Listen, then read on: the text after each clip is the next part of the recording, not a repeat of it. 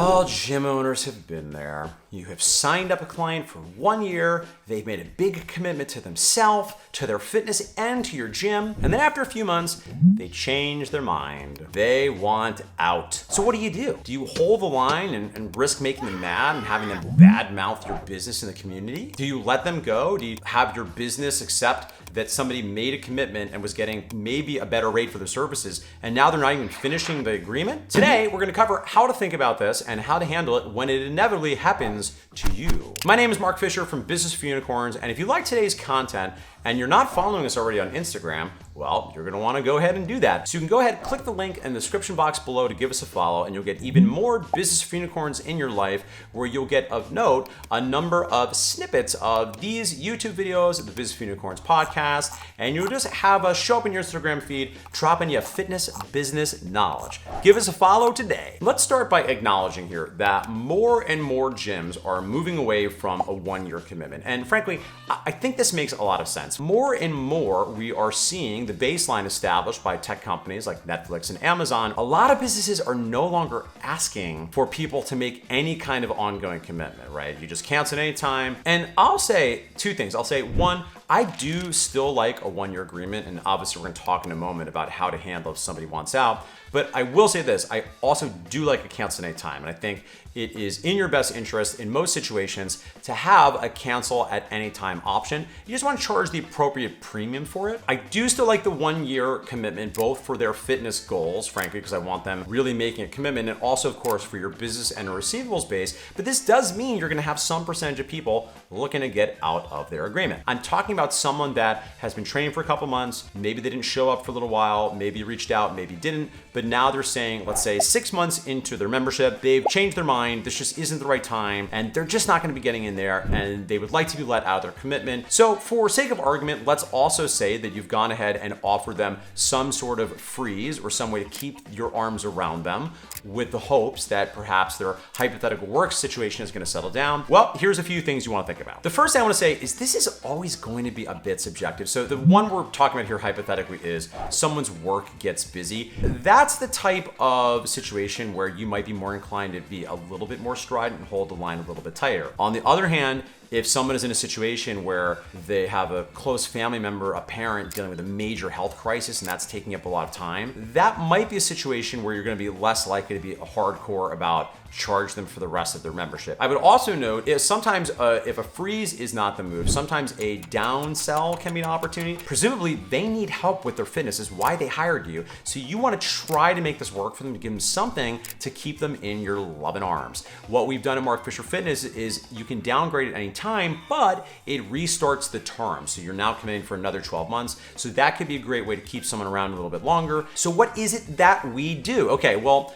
assuming this is not a situation where you're going to really show up and be above and beyond and let them out with no fee, because perhaps, again, they're dealing with a real health crisis with a family member and you're doing it as an act of customer service. Let's say, again, this is the hypothetical person. They're just busy. They're busy and they can't get in. Okay, well, that's... I understand, but you've also made a commitment to me. You've maybe made some commitments in hiring based on the receivables base of what people had already made as commitments as clients. So I think they owe you a little something.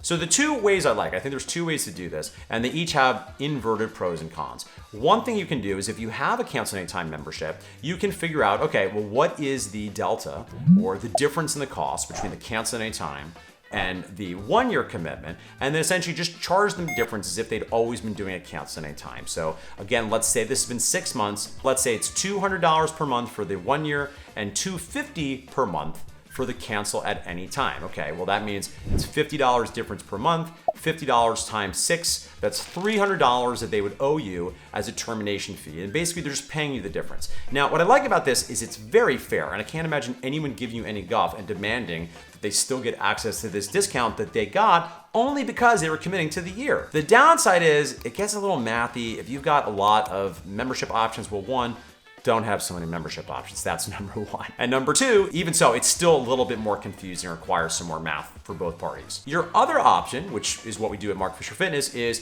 finalize on a termination fee. Maybe it's a few $100 and it's just the standard. The pro about this is It's simple because it's just a fee. You don't have to do any math. And the con is it's not as fair, right? Because obviously if somebody terminates after 4 months versus 7 months, if they're paying the same thing, you could say that's not exactly fair. But listen, at the end of the day, I think here's the final point I'll make about this. I think the only thing that you really have to do is make sure this is communicated clearly up front. And ultimately, you will have to get adept at holding people to commitments they've made, even when they protest that they didn't know that they did that. So I think communicating what the options are to get out of the 1-year commitment up front is a good way to go. Because my final comment to you is this. I still like a 1-year agreement because sometimes people will say something that I do not think is good thinking, which is to say that, well, why even have it if you're just gonna let them out of it anyway? I think that underappreciates the human desire for consistency. We have to be careful we do not create a culture where we're inadvertently always taking care of the squeaky wheels that are always asking for exceptions, and then meanwhile, holding to the line our favorite kind of clients that never complain about everything, that they read the handbook thoroughly, they remember the commitment they made, and they wouldn't even dream of asking. They're just gonna eat the money. So I do think that's a consideration, but overall, I like having a 1-year commitment because it anchors people to the commitment of I'm gonna stick around. And remember, that's not just about your revenue, it's also about fitness is just not a thing you get done in a couple of weeks or even a couple months. And listen, I know people like products, that's why I like offering a high ticket or low barrier offer to get started. That's why I like challenges. I know people poo-poo them, but I get it. I think it's okay to meet people where they're at, but long term, I'm not here about selling services. I'm here about selling lifestyle change. All right, my friends, well, if you enjoyed today's video and you want a little bit more on this topic of customer service, might I recommend you go to the description box below, hit subscribe on the way so you never miss another video, and check out my video on 3 client complaints that you want. You actually want these complaints. That's all for today. I'll look forward to seeing you soon, where I will share with you more actionable tips, psychological frameworks, and philosophy.